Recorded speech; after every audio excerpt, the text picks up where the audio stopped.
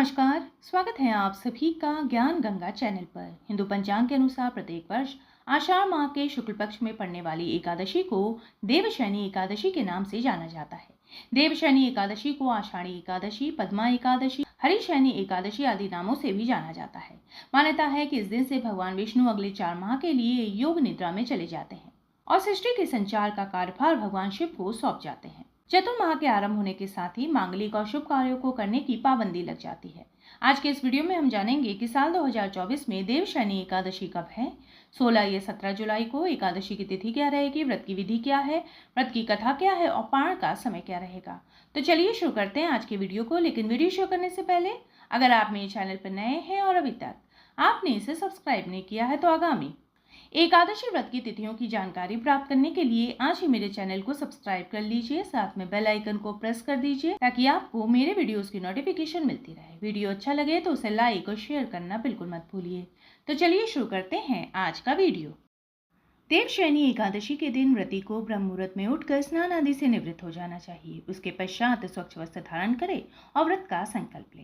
घर के मंदिर की साफ सफाई करे, गंगा जल का छिड़काव करके शुद्ध करे। लकड़ी की साफ चौकी पर पीले रंग का वस्त्र बिछाकर भगवान श्री हरि विष्णु की प्रतिमा की स्थापना करे। भगवान विष्णु की पूजा अर्चना करे। भगवान विष्णु को चंदन, तुलसी दल, पीले फूल आदि अर्पित करे। देवशयनी एकादशी व्रत की कथा को पढ़े या सुने। भगवान विष्णु को भोग लगाए। भगवान विष्णु की आरती करे। रात्रि के समय भजन कीर्तन करते हुए रात्रि जागरण करे। अगले दिन द्वादशी तिथि पर स्नान आदि से निवृत्त होकर स्वच्छ वस्त्र धारण करे। ब्राह्मणों को दान दक्षिणा देने के पश्चात शुभ मुहूर्त में व्रत का पारण करे।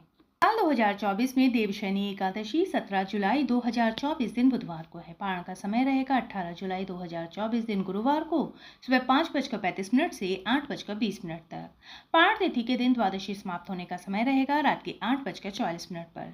एकादशी तिथि का आरंभ होगा 16 जुलाई की रात 8:33 पर और समाप्ति होगी 17 जुलाई की रात 9:02 पर। देवशयनी एकादशी की व्रत कथा के अनुसार सूर्यवंश में एक महान प्रतापी और सत्यवादी राजा मानधाता थे। वे एक चक्रवर्ती राजा थे। वे अपनी प्रजा की सेवा अपनी संतान की तरह करते थे। सब कोई खुशहाल था, लेकिन एक बार लगातार 3 वर्ष तक उसके राज्य में वर्षा नहीं हुई, जिसके कारण अन्न नहीं हुआ और अकाल पड़ गया। भोजन के साथ ही यज्ञ आदि के लिए भी अन्न नहीं था। प्रजा अपने राजा के पास आकर इस अकाल से निपटने का आग्रह करती है, लेकिन राजा भी विवश थे। उनसे अपनी प्रजा का हाल देखा न गया। एक दिन वे सेना लेकर जंगल में निकल पड़े। वे कई ऋषि और मुनि के आश्रम में गए। काफी दिनों के बाद वे ब्रह्मदेव के पुत्र अंगिरा ऋषि के आश्रम पहुंचे।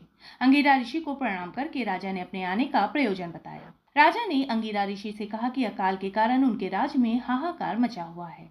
प्रजा अन्न और भोजन के लिए व्याकुल है। वर्षा न होने के कारण फसल नहीं हो रही।